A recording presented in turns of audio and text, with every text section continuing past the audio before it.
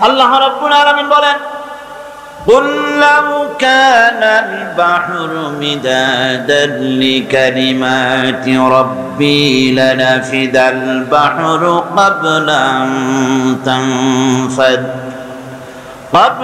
أن تنفد كلمات ربي ولو جئنا بمثله مددا। तमाम পৃথিবীর হে নবী আপনি বলুন, আমার রবের কালেমা লেখার জন্য যদি तमाम পৃথিবীর সমস্ত পানিগুলি যদি কালি বানানো হয়, আর তাই দিয়ে যদি আমার রবের কালেমার ব্যাখ্যা লেখা যদি শুরু হয়ে যায়, লিখতে লিখতে तमाम পৃথিবীর পানিগুলি শেষ হয়ে যাবে, আমার রবের কালেমার ব্যাখ্যা লেখা শেষ হবে না। এই হচ্ছে আল্লাহ পাকের সেই কালাম, এই হচ্ছে সেই কোরআন। আমাদের চাইতে হতভাগ্য জাতি পৃথিবীতে আর আছে কিনা অন্তত আমি জানি না। আমরা সৌভাগ্যবান জাতি ছিলাম, কিন্তু আজ আমরা হতভাগ্য এই কারণে যেহেতু কোরআনের সাথে আমাদের সম্পর্ক আগের মতো নাই। আমাদের পূর্ব পুরুষরা কোরআনের সাথে যে সম্পর্ক রাখতেন, আমরা সেই সম্পর্ক আজ আর রাখি না। কোরআন শরীফ আমি যদি জিজ্ঞেস করি, এই আমরা যারা এই মাহফিলে ওয়াজ শুনতে এসেছি, তাফসীর শুনতে এসেছি, কয়জনের বাড়িতে প্রত্যেক দিন ফজরের পর তেলাওয়াত হয়? যদি হাত তুলতে বলি তাহলে হাত বেশি উঠবে না কম উঠবে আপনারা বলেন? এরপরে যদি প্রশ্ন করি যে কয়জন তার বাড়িতে কোরআন শরীফ বুঝে পড়তে পারেন, তাহলে হাত কি আরো বেশি উঠবে না আরো কম উঠবে? তাহলে কোরআন শরীফের সঙ্গে আমরা অত্যাচার করছি, জুলম করছি। এই কথাগুলি আমাদের মনে রাখা দরকার। রাসূল করিম সাল্লাল্লাহু আলাইহি ওয়াসাল্লাম বলেছেন, লা ইহসা আজাইবুহু ওয়ালা তুবলা গারাইবুহু। এই কোরআন শরীফ কোনোদিন পুরাতন হবে না, জীর্ণ হবে না, দীর্ণ হবে না, কোনোদিন এর আকর্ষণ কোনোদিন বিনষ্ট হবে না। মানুষ শুধু শুনতেই থাকবে কোরআনকে, কোনোদিন নষ্ট হবে না। আল্লাহ রাব্বুল আলামিন কোরআনে কারীমকে হেফাজত করেছেন। আজ পৃথিবীর বুকে ধর্মগ্রন্থ হিসাবে আল্লাহ পাকের কিতাব হিসাবে দুনিয়ায় কারো কাছে কোনো কিতাব নাই। সব তারমিম হয়েছে, তাহরিফ হয়ে গিয়েছে। একমাত্র কিতাব বিশ্ববাসীর কাছে আছে, যার নাম কোরআন। নাম কি? আল্লাহ পাক বলেন কোরআন ওয়াদা কার? বলেন না ওয়াদা কার? আল্লাহ পাকের ওয়াদা, আমি এটাকে হেফাজত করব। কোরআন আল্লাহ পাক হেফাজত করেছেন। পৃথিবীতে বেদের হাফেজ নাই, বাইবেলের হাফেজ নাই, এগুলি কেউ মুখস্থ করে নাই, কিন্তু কোরআন শরীফকে আল্লাহ পাক হেফাজত করেছেন। কোরআনকে যদি প্রশ্ন করা হয় যে তুমি কোথা থেকে এসেছো, কোথায় তুমি ছিলে, কোরআনে কারীম বলছে বালহু কুরআনুম মাজিদুন ফি লাওহিম মাহফুজ। বরং এই কিতাব, এই কোরআন শরীফকে আল্লাহ পাক লোহে মাহফুজে রেখেছেন। লোহ মাহফুজ কি? লৌহুন এই শব্দের অর্থ হচ্ছে ফলক, মাহফুজ এই শব্দের অর্থ হচ্ছে সংরক্ষিত। আল্লাহ পাক কোরআনকে সংরক্ষিত করেছেন একটা ফলকের মধ্যে। কিভাবে করলেন? সেই ফলকটার কাইফিয়ত কি আমরা জানি না। ওটা কি খোদাই করে লেখা, না ফেরেশতা দিয়ে আল্লাহ পাক রং আর তুলি দিয়ে লেখাইছেন, না কি কায়দায় ফলকের মধ্যে রাখছেন, এই কাইফিয়ত পৃথিবীতে কারো জানা নাই। সুতরাং এখানে যে কায়দায় আল্লাহ পাক হেফাজত করেছেন, এরকম কোন এক কায়দায় আল্লাহ পাক হেফাজত করেছেন যে কায়দাটা আমাদের জানা নাই। আর আল্লাহ এমন ভাবে হেফাজত করলেন যা নষ্ট হওয়ার কোনো উপায় নাই। আমার বক্তৃতা বিভিন্ন জনে এখানে টেপ রেকর্ড করছেন, অডিও করছেন, ভিডিও করছেন। এখন এই অডিও ভিডিও হচ্ছে যে ফিতায়, এই ফিতার উপরে যদি আর একজনের বক্তৃতা তোলা হয় তাহলে এটা নষ্ট হয়ে যাবে, ঠিক কিনা? কোরআন তেলাওয়াতের উপরে যদি গান তোলা হয়, ওয়াজ তোলা হয়, তাহলে ওটা বিনষ্ট হয়ে যাবে কিনা? কিন্তু মানুষ, আল্লাহ রাব্বুল আলামিন কোরআনে কারীমকে মানুষের সিনার ভিতরে, মেমোরির ভিতরে, তার স্মৃতির ভিতরে এমন ভাবে ধারণ করায় দিলেন, এই কোরআনে কারীমকে মানুষ মুখস্থ করার পর এরপরে যত কিছুই মুখস্থ করুক না কেন, প্রথম জিনিসটা কখনো মুছে যাবে না। যতই পড়বে ততই এটা হেফাজত থাকবে, নষ্ট হবে না। কোরআন আল্লাহর পক্ষ থেকে নাজিল হলো, কোরআনের ভাষা শৈলী নিয়ে বিভ্রান্তির সৃষ্টি হলো। কোরআনের ভাষা তো খুবই সুন্দর, কি বলেন? সুন্দর মানে কি? কোরআনের আরবি ভাষা। কোরআন কি ভাষা? আরবি ভাষা। দুনিয়ায় যত ভাষা আছে, এ ভাষার অনেক উৎকর্ষ হয়েছে, অনেক ভাষা বিলুপ্ত হয়েছে, বাইবেল যে ভাষায় নাজিল হয়েছিল সেই ভাষা আজকে পৃথিবীতে নাই। এর সুন্দর করে বাকভঙ্গি পৃথিবীর সকল যুগের সাহিত্যকে ম্লান করে দিয়েছে, ম্লান করতে থাকবে কিয়ামত পর্যন্ত। বিভ্রান্তির সৃষ্টি হলো, লোকেরা ভাবলো মুহাম্মদ সাল্লাল্লাহু আলাইহি ওয়াসাল্লাম বোধহয় কবি হয়ে গেছেন, হয়তো তিনি পাগল হয়ে গেছেন, হয়তো তিনি গণক হয়ে গেছেন, নইলে এমন করে মিলিয়ে মিলিয়ে সাজিয়ে সাজিয়ে তিনি বলেন কি করে। আল্লাহ রাব্বুল আলামিন তার জবাব দিয়ে দিলেন। কোরআনে কারীম বলছে, ফাযাক্কির ফামা আনতা বিনি'মাতি রাব্বিকা বিকাহিনিন ওয়ালা মাজনুন। আপনার রবের করুণা আপনি উপদেশ দিয়ে যান, আপনার রবের মেহেরবানিতে আপনি গণক নন আর উন্মদ নন, আপনি পাগল না, গণক না, কবিও না। আপনার কাছে যেটা নাজিল হচ্ছে সেটা হলো ওহী, আমার পক্ষ থেকে ওহী অবতীর্ণ হচ্ছে। সুতরাং মানুষ বিভ্রান্তির মধ্যে যতই পড়ুক না কেন, কোরআনে কারীম তার নিজস্ব ভাবধারা নিয়ে পৃথিবীর মধ্যে টিকে থাকবে।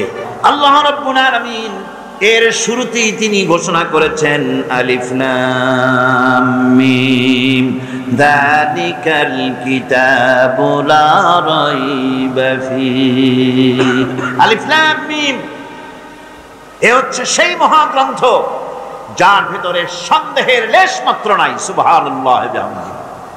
দুনিয়ায় সমস্ত বই শুরু হয় লেখকের দুর্বলতা দিয়ে। তিনি লেখেন, এই বই লিখতে গিয়ে যদি আমার কোনো ভুল হয়ে থাকে, কেউ যদি আমাকে ধরায় দেন, তাহলে আগামী সংস্করণে আমি তা পরিশুদ্ধ করিতে বাধ্য থাকিব।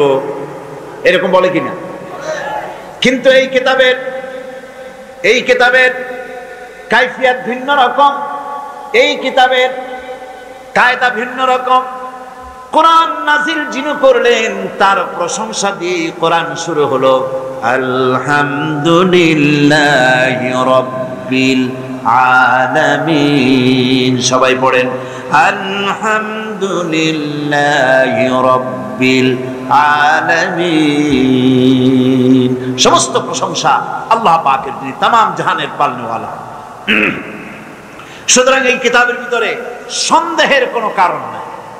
পৃথিবীর মানুষকে আল্লাহ পাক চ্যালেঞ্জ করেছেন, যদি সন্দেহ হয়, ইন কুনতুম ফি রাইবিন মিম্মা নাযালনা আলা আবদিনা ফাআতু বিসূরাতিন মিন মিসলিহি।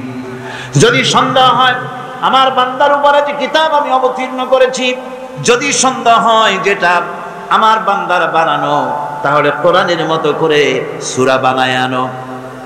1400 বছর পার হয়ে গেল, আল্লাহ রাব্বুল আলামিনের এই চ্যালেঞ্জের মোকাবেলা কেউ করতে পারে নাই। ভবিষ্যতে পারবে নাকি? পারবে। আল্লাহ পাক এরপরে বললেন, قل لئن اجتمعت الإنس والجن على أن يأتوا بمثل هذا القرآن لا يأتون بمثله ولو كان بعضهم لبعض ظهيرا। নবী আপনি বলুন, तमाम পৃথিবীর সমস্ত মানব জাতি আর জিন জাতি যদি একত্রিত হয় আর পরস্পরকে যদি সহযোগিতা করে, আর এই কোরআনের মতো যদি একখানা কোরআন তারা আনয়নের চেষ্টা করে, সকলে ব্যর্থ হয়ে যাবে। কিয়ামত পর্যন্ত কোরআনের মতো কোরআন কেউ বানাইতে পারবে না। এই চ্যালেঞ্জ আল্লাহ পাকের 1400 বছর পার হয়ে গেল, এই চ্যালেঞ্জের মোকাবেলা কেউ করতে পারে নাই। সুতরাং এই কোরআনের রয়েছে বড় রকমের বৈশিষ্ট্য রয়েছে কোরআনে কারীমে। এটা হচ্ছে কালামে রব্বানি, আল্লাহ পাকের আখেরি কালাম, মানুষের জন্য আল্লাহ পাকের তরফ থেকে নাজিল করা সর্বশেষ হেদায়েতের গ্রন্থ, তাবিজের কিতাব নয়। কি বলেন, কোরআন কি তাবিজের কিতাব? না, এটা তাবিজের কিতাব নয়। কোরআন শরীফ হেদায়েতের গ্রন্থ, সর্বশেষ হেদায়েতের কিতাব আল্লাহর পক্ষ থেকে। আর কোন বাণী পৃথিবীর মানুষের জন্য আসবে না। কি বলেন, আসবে নাকি? আর আসবে না, শেষ হয়ে গিয়েছে। আল্লাহর বলা যা বলা শেষ হয়ে গিয়েছে। প্রচলিত অর্থে অন্যান্য ধর্মগ্রন্থের মতো কোরআন কোন ধর্মগ্রন্থ নয়, অন্যান্য ধর্মগ্রন্থের মতো কোন ধর্মগ্রন্থ নয়। কোরআন এটা হচ্ছে জীবন বিধান। কোরআন এটা কি? আরো জোরে বলেন না, এটা কি? অন্যান্য ধর্মগ্রন্থে যা পাবেন না তা কোথায় পাবেন? কোথায় পাবেন?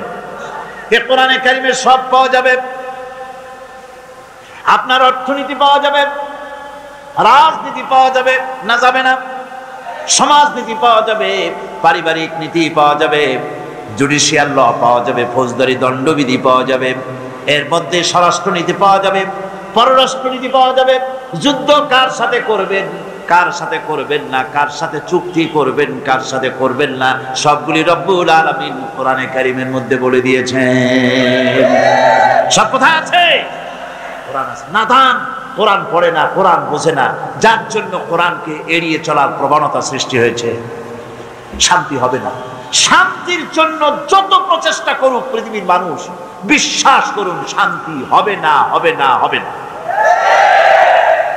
আল্লাহ রাব্বুল আলামিন বলেন, মা ইয়ানতিকু আনিল হাওয়া ইন হুয়া ইল্লা ওয়াহয়ুহা। আমার নবী নফসকে অনুসরণ করে, প্রবৃত্তিকে অনুসরণ করে কোন কথা তিনি বলেন না। নবী যেটা বলেন সেটা হলো ওহী, আমার পক্ষ থেকে তিনি কথা বলেন, আমার বলা কথাই বলেন। তিনি যদি আমার কোনো কথা আমার নামে জানাই দিতেন, ওয়ালাউ তাকাওয়ালা আলাইনা বা'দাল আকাবিল, নিজের থেকে কোনো কথা বানায়া আমার নামে যদি তিনি চালিয়ে দিতেন, তাহলে আমি তার ডান হাতকে চেপে ধরতাম। কার? মুহাম্মদ সাল্লাল্লাহু আলাইহি ওয়াসাল্লামের ডান হাত চেপে ধরতাম এবং তার কণ্ঠনালীকে আমি কেটে ফেলে দিতাম। কণ্ঠনালীকে কেটে ফেলে দিতাম। তিনি কোনো কথা নিজের থেকে বানিয়ে বলেন নাই। কোরআনের থেকে যা বলেছেন, কোরআনের নামে যা বলেছেন সব আমার বাণী, আমার কথা। কোরআন আরবি ভাষা আর হাদিসও আরবি ভাষা। দুটোর মধ্যে পার্থক্য আছে না নাই? ফ্যান সরাতে হবে। দুটোর মধ্যে পার্থক্য আছে না নাই? পার্থক্য আছে। কোরআনও পড়েন, হাদিসও পড়েন, ভাষা যদিও আরবি, কিন্তু দুটোর মধ্যে ভাষাগত, ছন্দগত, শব্দবিন্যাসগত, শ্রুতি মধুরতার দিক থেকে অনেক পার্থক্য। যেই কিতাবের মধ্যে আমাদের ধর্মের নাম আছে, আমাদের জীবন ব্যবস্থার নাম আছে, যেই কিতাবের মধ্যে আমাদের নাম আছে, কিরকম? আমাদের দ্বীনের, আমাদের ধর্মের নাম কি? বলেন, এর নাম কি? কোরআন শরীফ ইসলামের নাম আছে কিনা? ইন্নাদ-দীনা ইনদাল্লাহিল ইসলাম। ইসলাম হচ্ছে কেবলমাত্র আমার কাছে মনোনীত জীবন ব্যবস্থা। এই ইসলামের কথা আল্লাহ পাক কোরআনে বলেছেন। মুসলমান আমরা জাতি হিসেবে কি? মুসলমান। এই জাতির কথা কোরআনের মধ্যে বলা হয়েছে, হুয়া সাম্মাকুমুল মুসলিমিন। আমাদেরকে মুসলমান বলা হয়েছে, কোরআন শরীফ বহু জায়গায় কথা আসছে। কিন্তু হিন্দু, খ্রিস্টান, বৌদ্ধ এই সব কথাগুলি তারা নিজেরা তৈরি করেছে, তাদের ধর্মগ্রন্থের মধ্যে নাই। কোরআনের নামই হলো কোরআন, যার অর্থই হলো পাঠ করার বিষয়। এর নামই হলো কোরআন। পৃথিবীতে সবচাইতে বেশি পড়েছে মানুষেরা এই কোরআন, কারণ এই কোরআনের প্রতি অক্ষরে আল্লাহ রাব্বুল আলামিন 10 করে নেকি আমল নামায় লিখে দেন। পৃথিবীতে এমন কোনো বই নাই যা প্রত্যেক অক্ষরে 10 করে নেকি আমল নামায় লেখা যাবে। মানুষ জেনে হোক, বুঝে হোক, মুখস্থ হোক, যেমনে হোক, কোরআন শরীফ মানুষ পড়বেই। কোরআন রক্ষার, কোরআন সুরক্ষিত থাকার এটি একটি কারণ। বাইবেল তার নিজস্ব ভাষায় নাই, বেদ তার নিজস্ব ভাষায় নাই, কোরআন তার নিজস্ব ভাষায়। চিল্লা এখন, কোরআন তার নিজস্ব ভাষায় আছে। তেলাওয়াত করতে গেলে কি তেলাওয়াত করতে হবে? আরবিতে অবশ্যই পড়তে হবে। আপনি অন্য কোনো ভাষায় পড়তে পারবেন না। আপনি কি পারবেন নামাজ পড়তে দাঁড়িয়ে আল্লাহ সর্বশ্রেষ্ঠ, সমস্ত প্রশংসা তার যিনি তামাম জাহানের পালনেওয়ালা সৃষ্টিকর্তা, তিনি পরম করুণাময়, তিনি দয়ালু, তিনি বিচার দিনের বিচারক, তোমার কাছে সাহায্য চাই, একমাত্র তোমারই গোলামি করি, আল্লাহ সর্বশ্রেষ্ঠ। নামাজ হবে? নামাজ হবে। কোরআনকে বাধ্যতামূলক করা হয়েছে, আরবিতে পড়তে হবে। কিয়ামত পর্যন্ত এই কোরআন তার নিজস্ব ভাষায় টিকে থাকবে, কারো ক্ষমতা নাই এক হরফ একটা নক্ত পরিবর্তন করার অধিকার পৃথিবীর কোনো মানুষের নাই। কোরআন শরীফ একমাত্র সেই বিশাল গ্রন্থ যা মানুষ মুখস্থ করেছে। পৃথিবীতে অন্য কোনো বই কেউ অন্য কোনো কিতাব কেউ মুখস্থ করতে পারে নাই। কোরআন একমাত্র কিতাব, মাতৃভাষা নয় অথচ মুখস্থ করেছে। এইরকম কোন কিতাবের নাম আপনার জানা আছে নাকি? নাই। আমাদের মাতৃভাষা কি আরবি? কি আমাদের মাতৃভাষা? আমাদের মাতৃভাষা বাংলা। আরবি আমার মাতৃভাষা নয়, পিতৃভাষাও নয়। কিন্তু কোরআন শরীফ বাংলাদেশের হাজার হাজার লক্ষ লক্ষ মুসলমান মাতৃভাষা নয় আরবি ভাষা কোরআনের মতো এত বড় কিতাব মুখস্থ করে সিনার মধ্যে জমা করেছে। পাকিস্তানের ভাষা উর্দু, ভারতের ভাষা হিন্দি, উর্দু, নানান ভাষা আছে। আমেরিকা, ইংল্যান্ডে ইংরেজি ভাষা আছে, বিভিন্ন জায়গায় ইংরেজি, বিভিন্ন রকমের ভাষা আছে। যত ভাষার লোক হোক না কেন, কোরআন যারা মুখস্থ করে নিজের মাতৃভাষা নয় অথচ মুখস্থ করেছে, এমন নজির, এমন দৃষ্টান্ত পৃথিবীতে কোথাও নাই। সুবহানাল্লাহ। কোরআন হচ্ছে সেই কিতাব যা আল্লাহ পাক রাসূল করিম সাল্লাল্লাহু আলাইহি ওয়াসাল্লামের জীবনের জন্য একটা মুজিজা হিসেবে পৃথিবীর মানুষের কাছে রাসূলের মাধ্যমে পাঠিয়েছেন, গোটা বিশ্ববাসীর কাছে। কোরআন হচ্ছে একটা মুজিজা। কোরআন কি মুজিজা? রাসূলের জীবনে 3000-এর অধিক মুজিজা রাসূলের জীবনে ঘটেছে, নবুয়তের জীবনে। কিন্তু কোরআন হচ্ছে সর্বশ্রেষ্ঠ মুজিজা। এর থেকে বড় মুজিজা আর কিছুই নেই। আল্লাহ রাসূল বিদায় হয়ে গিয়েছেন, মুজিজা তিনি রেখে গিয়েছেন। এই মুজিজা দিয়ে পৃথিবীর মানুষ কিয়ামত পর্যন্ত উপকৃত হতে থাকবে, কোনো সন্দেহ নাই। কোরআন হচ্ছে সেই কিতাব যা এক সময় নাজিল হয় নাই, এট এ টাইম নাজিল হয় নাই। কোরআন শরীফ নাজিল হয়েছে ধীরে ধীরে, আস্তে আস্তে করে 23 বছর 5 মাস ধরে ধীরে ধীরে কোরআন নাজিল হয়েছে। আর আন্দোলনের, ইসলাম হচ্ছে একটি আন্দোলনের নাম। ইসলাম কিসের নাম বলেন? ইসলাম হচ্ছে আন্দোলনের নাম। ইসলাম একটি বিপ্লবের নাম। ইসলাম একটা শরীয়তের নাম। ইসলাম একটা মুকাম্মাল নিজামে হায়াতের নাম। এই ইসলামী মুকাম্মাল নিজামে হায়াতের জন্য যখন যা দরকার, ধীরে ধীরে আল্লাহ রাব্বুল আলামিন এ কোরআন নাজিল করেছেন। হুজুর মুখস্থ করেছেন। মুখস্থ করতে গিয়া বারবার তিনি জিহ্বা নাড়াচ্ছিলেন, দ্রুত করতেছিলেন, যাতে করে একটা আয়াত, একটা জের জবর যাতে বাদ না পড়ে যায়। রাসূলুল্লাহর এই কষ্টটুকুন আল্লাহ পাক বরদাশত করলেন না। তিনি ওহী নাজিল করে দিলেন, লা তুহাররিক বিহি লিসানাকা লিতাআজালা বি। নবী কোরআনে কারীম মুখস্থ করার জন্য জিহ্বাকে এত নাড়াচাড়া করার কোনো দরকার নাই। আমার জিবরাইল আপনার প্রতি যখন ওহী নাজিল করে, আপনি আস্তে আস্তে করে একবার তার সঙ্গে উচ্চারণ করে যাবেন। গোটা কোরআন শরীফ আপনার সিনার ভিতরে মুখস্থ করায় দেওয়ার মালিক আমি আল্লাহ। আমি আপনাকে মুখস্থ করায় দিব, কোনো চিন্তা নাই। যে যুগে টেপ রেকর্ডার ছিল না, রাসূলুল্লাহর যুগে টেপ রেকর্ডার ছিল, প্রেস ছিল, কম্পিউটার ছিল, কিছুই ছিল না। ছাপাখানা নাই, প্রেস নাই, কম্পিউটার নাই, তারপরে টেপ রেকর্ডার নাই।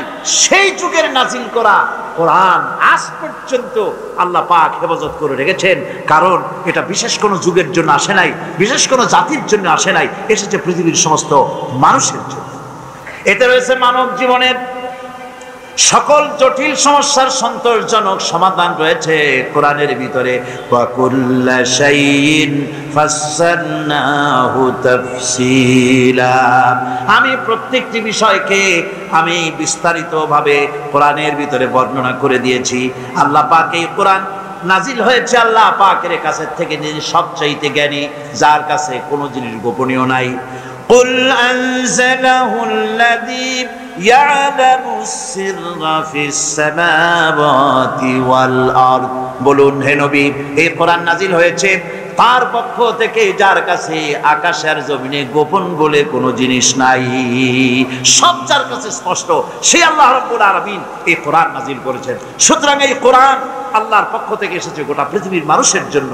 আর এর মধ্যে ওয়ানাজ্জালনা আলাইকাল কিতাবা তিবয়ানান লিকুল্লি শাই, সব জিনিস খুলে খুলে আমি কোরআনের মধ্যে বয়ান করে দিয়েছি।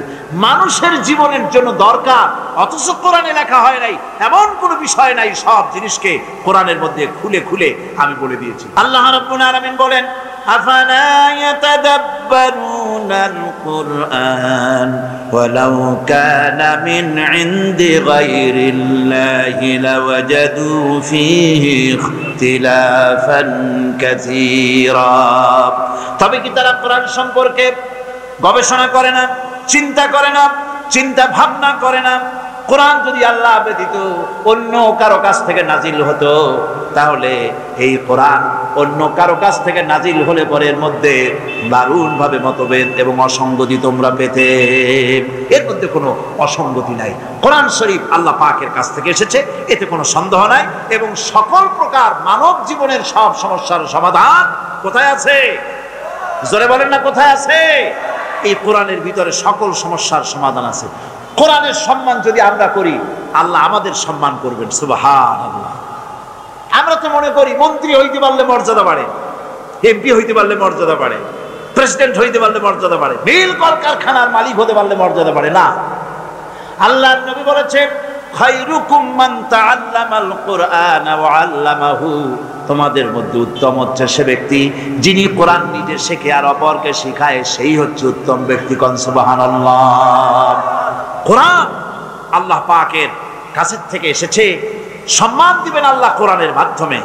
এই জন্য হাদিস শরীফে এসেছে আন ইবনে ওমর রাদিয়াল্লাহু তাআলা আনহুমা قال قال رسول الله صلى الله عليه وسلم لا حسد الا على اثنين رجل آتاه الله القرآن فهو يقوم به آناء الليل وآناء النهار ورجل آتاه الله مالا فهو ينفق منه آناء الليل وآناء النهار رواه متفق عليه متفق عليه। বুখারী এবং মুসলিমের হাদিস এটি। রাসূল করিম সাল্লাল্লাহু আলাইহি ওয়াসাল্লাম বলছেন দুই ব্যক্তির সাথে ঈর্ষা করা যায়। কয় ব্যক্তির সাথে? ভালো করে শুনেন, দুই ব্যক্তির সঙ্গে ঈর্ষা করা যায়, আর কারো সঙ্গে ঈর্ষা করা যাবে না। একজন হচ্ছে যাকে কোরআনের ইলম দেওয়া হয়েছে, আর সে কোরআন নিয়ে সে তেলাওয়াত করে, নামাজের মধ্যে দাঁড়িয়ে দাঁড়িয়ে তেলাওয়াত করে, কোরআনকে দিনের বেলায় পড়ে, রাতের বেলায় পড়ে, কোরআন বোঝে, কোরআন মেনে চলে, তার প্রতি তার সাথে ঈর্ষা করা যায় তার মতো হওয়ার জন্য। আরেক ব্যক্তি হলো যাকে মাল দেওয়া হয়েছে, ধন দৌলত দেওয়া হয়েছে, এই মালগুলি সে আল্লাহর রাস্তায় খরচ করে, দিনেও করে রাতেও করে, ওই ব্যক্তির সঙ্গে ঈর্ষা করা যায় যে তার মতো হওয়ার জন্য প্রতিযোগিতা করা যায়। ঈর্ষা করার জন্য দুই ব্যক্তি, আর কেউ না। কোরআন যে পড়ে, কোরআন যে শেখে, কোরআন যে শেখায়, তার মতো হওয়ার জন্য প্রতিযোগিতা করা উচিত। কোরআন যে আমল করে, দিনে রাত্রে তেলাওয়াত করে, কোরআনের চাইতে মজা এই পৃথিবীতে আর কিছু। আমার বন্ধুগণ, হাদিস শরীফে রাসূল করিম সাল্লাল্লাহু আলাইহি ওয়াসাল্লামের হাদিস এসেছে আন ওমর ইবনুল খাত্তাব রাদিয়াল্লাহু তাআলা আনহু قال قال رسول الله صلى الله عليه وسلم ان الله يرفع بهذا الكتاب اقواما ويضع به اخرين رواه মুসলিম। মুসলিম শরীফের এই হাদিসে বলা হচ্ছে যে আল্লাহ পাক এই কোরআন দিয়ে কোন জাতিকে মর্যাদা দান করেন, উন্নত করেন, প্রতিষ্ঠিত করেন তাদেরকে, আর কোন দলের পতন করেন। কোন দলকে প্রতিষ্ঠিত করেন আর কোন দলকে এই কোরআনের কারণেই পতন করে দেন। কোরআন সম্পর্কে রাসূল করিম সাল্লাল্লাহু আলাইহি ওয়াসাল্লাম বলছেন আন আবি হুরায়রা রাদিয়াল্লাহু তাআলা আনহু আন্নাহু قال قال رسول الله صلى الله عليه وسلم لا تجعلوا بيوتكم مقابر رواه মুসলিম। আল্লাহর নবী বলছেন, ও মুসলমানেরা, তোমরা তোমাদের ঘরগুলিকে কবরস্থান বানায়ো না, তোমাদের ঘরগুলিকে কবরের মতো বানায়ো না। কবর যেরকম নীরব থাকে, সেখানে কোনো নড়াচড়া নাই, কোনো কিছু নাই। ঘরটা যেন কবর না হয়, তার মানে হলো ঘরে যেন কোরআনের তেলাওয়াত হয়, সকালে বিকেলে রাত্রে কোরআন যেন তেলাওয়াত হয়, কোরআনের দরস হয়, কোরআন শরীফ আলোচনা হয়। যেই ঘরের ভিতরে কোরআন তেলাওয়াত হয় না, রাসূলের এই হাদিস অনুযায়ী সেটা হলো কবরস্থানের মতো। কিসের মতো? কবরস্থানের মতো। হুজুর বলছেন ইন্নাল্লাযী লাইসা ফী জাওফিহি শাইয়্যুম মিনাল কুরআনি কাল বাইতিল খারিব, যেই স্মৃতির ভিতরে, যে দেহের ভিতরে কোরআন নাই, সেটা হচ্ছে একটা বিরান বাড়ির মতো। কেউ যদি ইচ্ছে করে কোনো মুমিনকে হত্যা করে, তাহলে তার শাস্তি কি? শাস্তি কি? জাহান্নাম। আল্লাহ রাব্বুল আলামিন কোরআনে কারীমের মধ্যে বলেছেন, একটা মানুষকে যদি কেউ হত্যা করে, তাহলে সে যেন তামাম পৃথিবীর মানুষকে হত্যা করলো। আর একটা মানুষকে যদি কেউ বাঁচাই দিল, সেজন্য তামাম পৃথিবীর মানুষগুলি বাঁচাই দিল। আর যে ব্যক্তি ইচ্ছে করে মানুষ হত্যা করলো, তার জায়গা হবে জাহান্নাম, চিরকাল জাহান্নামে তারে থাকতে হবে। মাদ্রাসায় গুলি পড়ায় ছাত্রদের মগজের ভিতরে, রক্তের ভিতরে এই আল্লাহর ভয়, জাহান্নামের ভয় ঢুকিয়ে দেওয়া হয়, যার ফলে মাদ্রাসাগুলি সন্ত্রাসের কারণে কোথাও বন্ধ হয় নাই। এখন আর একটা হাদিস শোনায়া তারপরে মূল তাফসীরের ভিতরে আমি যেতে চাই। আমার বন্ধুগণ, আমার নবীজি বলেছেন, মান কারাল কোরআনা ফাস্তাজহারাহু ফাহাল্লা হালালাহু ওয়া হাররামা হারামাহু আদখালাহুল্লাহুল জান্নাহ। কি সুন্দর হাদিস আমার নবীর। কার হাদিস? আমার নবীজি বলছেন, যে ব্যক্তি কোরআন পড়লো, কোরআন অনুযায়ী আমল করলো, কোরআনের হালালকে হালাল জেনে চললো, কোরআনের হারামকে হারাম জেনে চললো, আমার নবীজি বলেছেন কিয়ামতের দিন আল্লাহ রাব্বুল আলামিন তাকে জান্নাতে প্রবেশ করাবেন। শুধু জান্নাত দিবেন না, তার জন্য আবার বোনাস দিবেন। নবীজি বলেন, জান্নাতের ঘোষণা দিয়ে লোকটিকে আল্লাহ পাক বলবেন, জান্নাতে যাওয়ার আগে আমি তোমাকে আরো একটা বিশেষ উপহার দিতে চাই। তুমি জান্নাতে যাওয়ার আগে তোমার আত্মীয় স্বজনের ভিতর থেকে 10 জনের সম্পর্কে আমার কাছে সুপারিশ করো। তোমার সুপারিশ মোতাবেক আমি 10 জনকে তোমার সাথে জান্নাতে দিয়ে দেব, এমন 10 জন যাদের হিসাবের পরে জাহান্নাম ওয়াজিব হয়ে গিয়েছিল। এরকম 10টা লোক সম্পর্কে তুমি আমার কাছে সুপারিশ করো, তোমার কারণে তাদেরকেও তোমার সাথে বেহেশতে দিয়ে দেবো। সুবহানাল্লাহ। আজ কতই না ভালো হতো যদি কলেজ বিশ্ববিদ্যালয়গুলিতে কোরআন পড়ানো হতো, হাদিস পড়ানো হতো। ঠিক কিনা কর? আপনারা বলবেন কোরআন হাদিস পড়ানো তো হয়, আমিও জানি কোরআন হাদিস পড়ানো হয়। তা কট্টু পরীক্ষায় পাশ করাবার জন্য 40টা হাদিস, ছোট্ট ছোট্ট হাদিস আর কোরআন শরীফের কয়েকটা আয়াত, এছাড়া আর কিছুই পড়ানো হয় না। ঠিক কিনা? মাদ্রাসায় যেভাবে 30 পারা কোরআনের তাফসীর পড়ানো হয়, ওভাবে তাফসীর পড়ানো হয় না। মাদ্রাসায় যেভাবে 70 হাদিস পড়ানো হয়, ওইভাবে পড়ানো হয় না। সুতরাং কলেজ বিশ্ববিদ্যালয়গুলিতে কোরআন এবং হাদিসকে যেভাবে মাদ্রাসায় পড়ানো হয়, ওইভাবে যদি পড়ানো যায়, তাহলে কলেজ বিশ্ববিদ্যালয় থেকে ডাকাত আসবে না, চোর আসবে না, বদমাশ আসবে না। কলেজ বিশ্ববিদ্যালয় থেকে আমাদের সন্তানগুলি খালিদ বিন ওলীদ হয়ে বেরোবে, আমাদের সন্তানগুলি সালাউদ্দিন আইয়ুবী হয়ে বেরোবে, আমাদের সন্তানগুলি শহীদ তিতুমীর হয়ে বেরোবে। সেই অপেক্ষায় আমাদেরকে থাকতে হবে। বন্ধুগণ, আজ দেশের বৃহত্তর জনগোষ্ঠী তাদের আসল লাভ ক্ষতির সংজ্ঞা ভুলে গিয়েছে।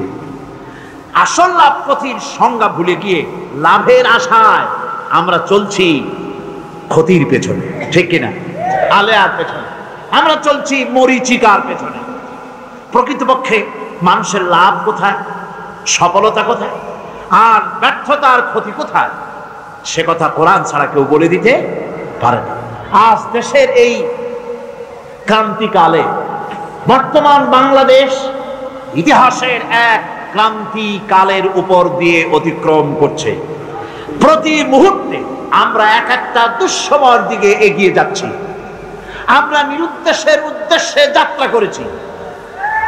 এই সময় এই জাতির রক্ষা কোথায় হবে, বিশ্বের মানুষের রক্ষা কোথায় হবে? আমি সেজন্য আজকের আলোচনা ছোট্ট একটি সূরার মধ্যে সীমাবদ্ধ রাখতে চাই, যেই সূরাটার সাথে আমরা সকলেই পরিচিত। সে সূরাটি হচ্ছে সূরা আসর। পড়েন আমার সাথে। আউযু বিল্লাহি মিনাশ শাইতানির রাজীম। বিসমিল্লাহির রাহমানির রাহিম। ওয়াল আসরি ইন্নাল ইনসানা লাফি খুসর إلا الذين آمنوا وعملوا الصالحات وتواصوا بالحق وتواصوا بالصبر صدق الله العظيم। কি বলেন? খুব বড় সূরা, কোরআনে কারীমের সর্বকনিষ্ঠ ছোট্ট একটি সূরা। বিপুল সংখ্যক মুফাসসিরিন কেরাম এই সূরাটিকে মক্কি সূরা হিসেবে তারা গণ্য করেছেন। সূরাটির বৈশিষ্ট্য হচ্ছে কয়েকটি শব্দের মধ্যে আল্লাহ পাক এর অর্থ এবং ব্যাখ্যা এত বেশি, কয়েকটি শব্দের মধ্যে এই সূরাটি আল্লাহ নাযিল করেছেন, কিন্তু এর অর্থ আর ব্যাখ্যা এত বেশি যা দিয়ে একটা বিশাল গ্রন্থ রচনা হতে পারে। আমাদের কসম আর আল্লাহর কসম এক নয়। রব্বুল আলামিন যখন কসম করেন, তিনি তার কাছে বড়, তার চাইতে বড় কেউ নাই, শ্রেষ্ঠ কেউ নাই, মহান কেউ নাই। সেজন্য তিনি যে কসম করেন, যে কথা বলতে চান, ওই কথার সাথে, ওই বিষয়ের সাথে যার সম্পর্ক, যার সাযুজ্য আছে, সম্পৃক্ততা আছে, সিমিলারিটি আছে, তার কসম আল্লাহ পাক করেন।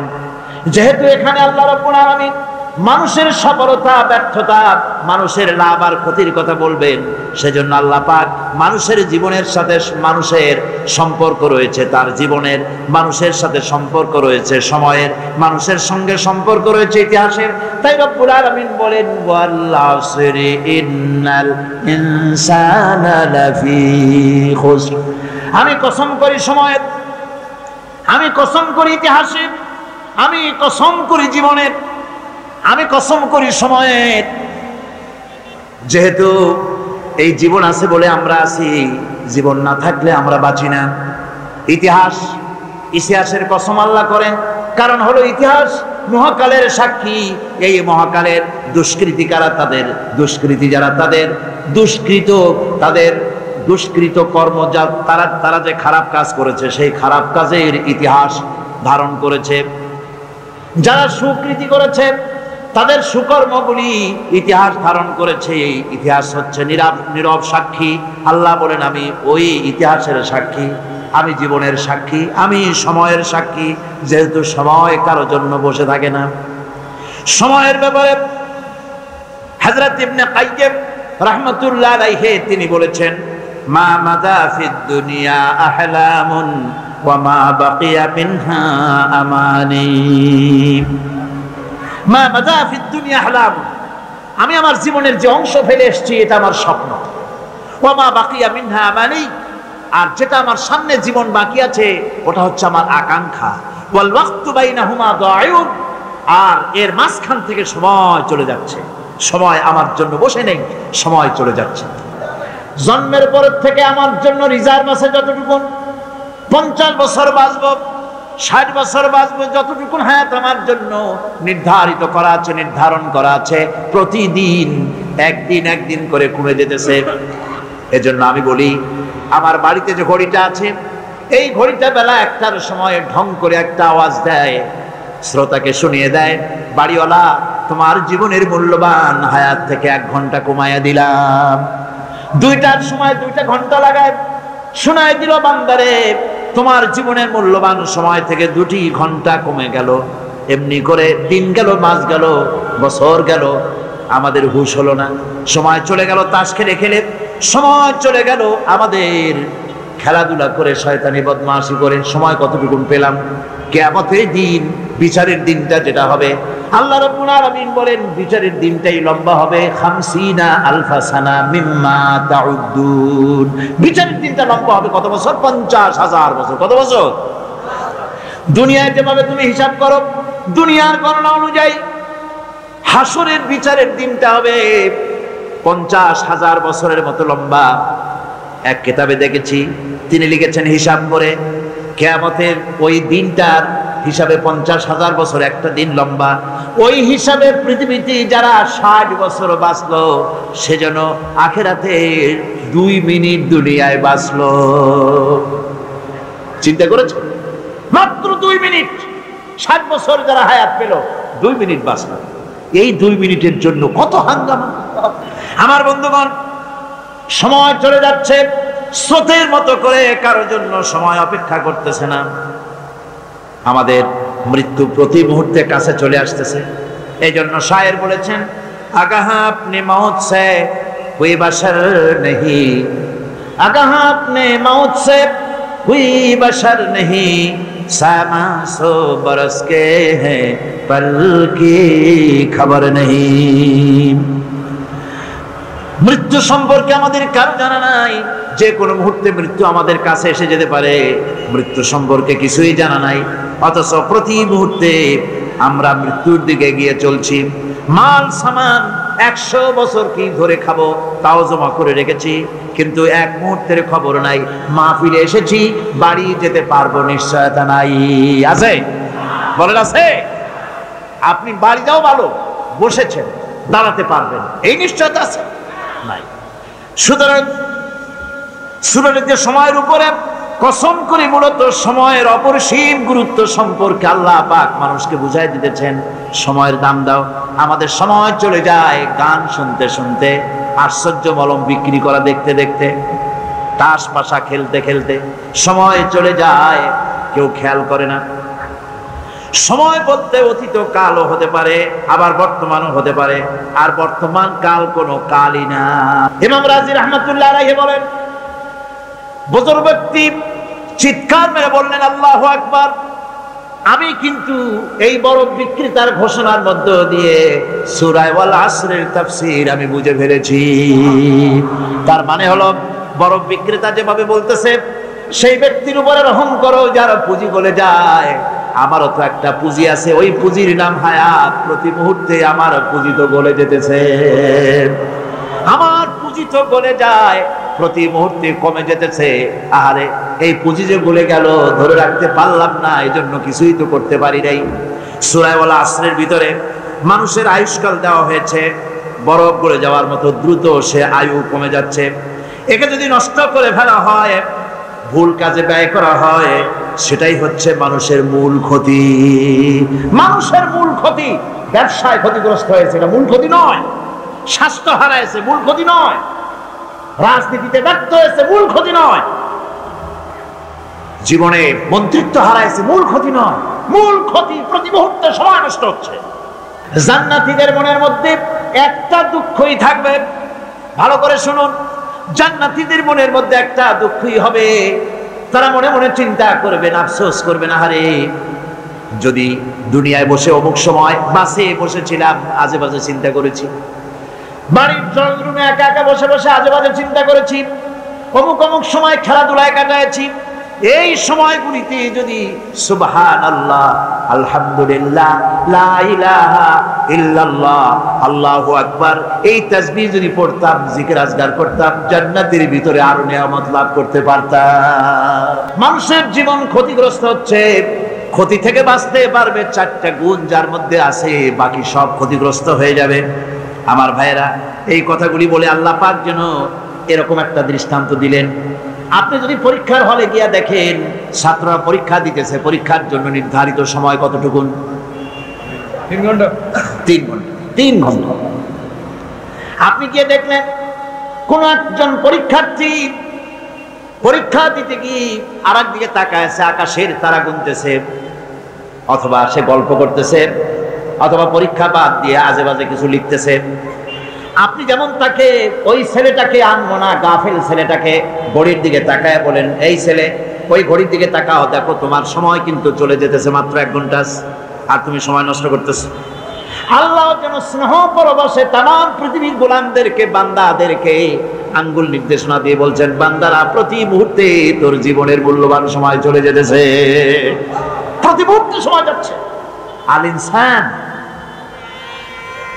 ইনসান বলতে শুধু মুসলমান না, ইনসান বলতে কি মুসলমান শুধু না, আল ইনসান মানব মণ্ডলী, বিশ্বের সমস্ত মানুষকে আল্লাহ বলছেন, হিন্দু, খ্রিস্টান, বৌদ্ধ, নাসারা, ইহুদি, মজুসি, মুসলমান, বিশ্বের সব মানুষকে আল্লাহ বলছেন। যেহেতু আল্লাহ স্রষ্টা, মানুষের ব্যাপারে সার্বিক কল্যাণময় কথা কে বলতে পারেন? কে বলতে পারেন? সে আল্লাহ রাব্বুল আলামিন বলছেন,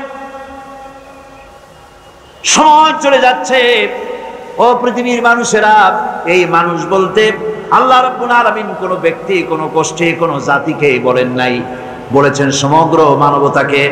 এর অর্থ হচ্ছে সূরাটিতে উল্লেখ্য 4টি গুণ যদি আমল করতে পারে লোকেরা, যেই ব্যক্তি করবে, যেই সমাজ করবে, যেই রাষ্ট্র করবে, যেই গোষ্ঠী করবে, যেই জাতি করবে, তারাই ক্ষতি থেকে বেঁচে যাবে, আর যারা করবে না তারা ক্ষতিগ্রস্ত হবে। কি হবে বলুন? এখন আল্লাহ পাকের কথা শুনুন। আল্লাহ পাক বলছেন, ওয়াল আসরি ইন্নাল ইনসানা লাফি খুসর। খুসরিন, এই যে খুসর, খাসার, এই শব্দটা হচ্ছে আবিধানিক অর্থে ক্ষতি হচ্ছে লাভের বিপরীত। লাভের বিপরীত কি? ক্ষতি। নাফা, এই নাফার বিপরীত কি? নোকসান। খাসারাটা কি? নোকসান বলা হয় পুঁজি 50,000 খাটাইছিলাম, লাভ করতে পারি নাই, পুঁজি ঠিক আছে, এটাকে বলা হয় নোকসান। এটাকে কি বলা হয়? নোকসান। কিন্তু আমি পুঁজি খাটিয়েছিলাম 50,000 টাকা, লাভ তো হয়ই নাই, পুঁজিও চলে গেছে, আমও গেছে সালাও গেছে, আমও নাই সালাও নাই। এইটারে আরবিতে কি বলা হয়? খাসার, দেউলিয়া। দেউলিয়া হয়ে গেছে। দেউলিয়াটা বোঝেন ভালো আপনারা, দেউলিয়া হয়ে গেছে। কোরআন লাভ বা সাফল্যের ধারণা যেমন নিছক পার্থিব নয়, সমৃদ্ধির কথা শুধু পার্থিব নয়, জন্ম থেকে শুরু করে মৃত্যু পর্যন্ত। কোরআনের লাভের কথা যখন বলা হয় তখন জন্ম থেকে মৃত্যু পর্যন্ত, আখিরাত পর্যন্ত, কিয়ামত পর্যন্ত। ক্ষতিটাও জন্ম থেকে শুরু করে মৃত্যু পর্যন্ত, কিয়ামত পর্যন্ত ক্ষতিটাও। এই ক্ষতি থেকে বাঁচাবার জন্য কোরআনে কারিমে বিভিন্ন জায়গায় এই খাসারা শব্দ ব্যবহার করা হয়েছে। আল্লাহ রাব্বুল আলামিন বলছেন, ওয়ামান খাফফাত মাওয়াজিনুহু ফাউলাইকাল্লাযীনা খাসিরু আনফুসাহুম বিমা কানু বিআয়াতিনা ইয়াযলিমুন। যাদের পাল্লা ভারী হবে কিয়ামতে তারাই হবে সফলকাম, আর যাদের পাল্লা হালকা হবে, নেকির পাল্লা, নেকির পাল্লা যাদের হালকা হবে তারা হবে ক্ষতিগ্রস্ত, তারা নিজেদের ক্ষতি নিজেরাই ক্ষতি সাধনকারী হবে কিয়ামতের দিন। কাজে মানুষের জীবনের সমুদয় কার্যাবলীর ভালো অংশ যদি খারাপ অংশের উপরে বিজয়ী হয়, তারপরে খারাপ অংশ পাওনাদারদের দিয়ে টিয়া, এরপরে যদি নেকি কিছু বাকি থাকে, তাহলে বোঝা গেল লোকটা কিয়ামতের নাজাত পাবে। আর যদি ভালো কাজের উপরে খারাপ কাজ বিজয়ী হয়ে যায় আর সমস্ত পাওনাদারদেরকে পাওনা মিটাইয়া তারপরেও পাপ বাকি থেকে যায়, এক চাইতে খাসারা পৃথিবীতে, আকাশে জমিনে কিছুই আর হবে না। এর থেকে বাঁচার জন্য আল্লাহ পাক, এই খাসারা থেকে বাঁচার জন্যই মানুষকে এই কথা বলছেন। এই কথাটি কোরআনে কারিমের অন্য একটি আয়াতে আরো সুন্দর করে বলা হয়েছে, যারা নাকি এই দুনিয়ার বুকে যারা নিজেদের পুঁজি খাটাইছে, জীবনের পুঁজি সুদ কামাইতে খাটালো, জীবনের পুঁজি খাটালো হারাম কামাইয়ের ভিতরে, অন্যায় কাজের ভিতরে, যারা জীবনের পুঁজিকে আল্লাহর দ্বীনের কাজে লাগাতে পারে নাই, তাদের সম্পর্কে বলা হচ্ছে খাসিরাত দুনিয়া ওয়াল আখিরাত যালিকা হুয়াল খুসরানুল মুবিন। খাসিরাত দুনিয়া ওয়াল আখিরাত, দুনিয়াও ক্ষতিগ্রস্ত, আখিরাতেও ক্ষতিগ্রস্ত।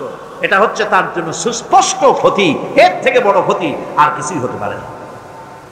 আল্লাহ পাক কোরআনে কারিমে অন্যত্র বলেছেন, ওয়ানুনাজ্জিলু মিনাল কুরআনি মা হুয়া শিফাউন ওয়া রাহমাতুন লিল মুমিনিন ওয়া লা ইয়াজিদু যালিমিনা ইল্লা খাসারা। আমি এই কোরআন অবতরণের পরিক্রমায় এমন সব বিষয় অবতীর্ণ করেছি যা মুমিনদের জন্য নিরাময় এবং তাদের জন্য রহমত, আর জালিমদের জন্য ক্ষতি ছাড়া আর কিছুই বৃদ্ধি পায় না। জালিমদের জন্য ক্ষতি বৃদ্ধি পায়, আর যারা মুমিন তাদের জন্য এর মধ্যে নিরাময় আছে, এর মধ্যে রহমত আছে।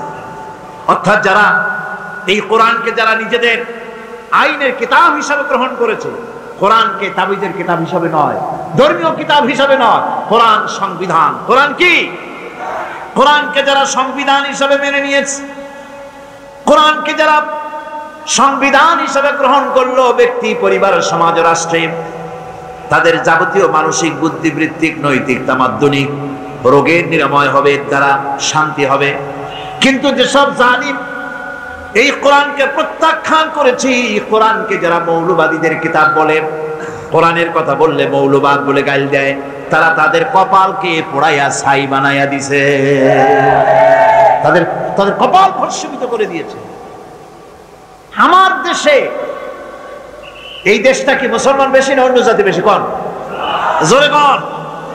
মুসলমান সবচেয়ে, খুব লক্ষ্য করে শোনেন, এই দেশে সবচেয়ে মুসলমান বেশি, ইন্দোনেশিয়ার পরে। পৃথিবীর দ্বিতীয় বৃহত্তম মুসলিম দেশ হলো কোনটা? বাংলাদেশ। এই দেশে ইসলামরে যত গালি দেওয়া হয়েছে, কোরআনকে যত গালি দেওয়া হয়েছে, আলেমদেরকে যত গালি দেওয়া হয়েছে, রাসূলুল্লাহকে যত গালি দেওয়া হয়েছে, ইসলামী আদর্শকে যত গালি দেওয়া হয়েছে, পৃথিবীতে কোন দেশে এইভাবে ইসলামকে গালি দেওয়া কোথাও হয় না। এমনকি আমেরিকার মতো দেশে, ইংল্যান্ডের মতো দেশেও কোরআনের বিরুদ্ধে এত কথা কেউ বলতে সাহস পাবে না, ইসলামের বিরুদ্ধে কথা বলতে সাহস পাবে না, যেহেতু মুসলমানেরা সেখানে পাল্টা আক্রমণ করবে।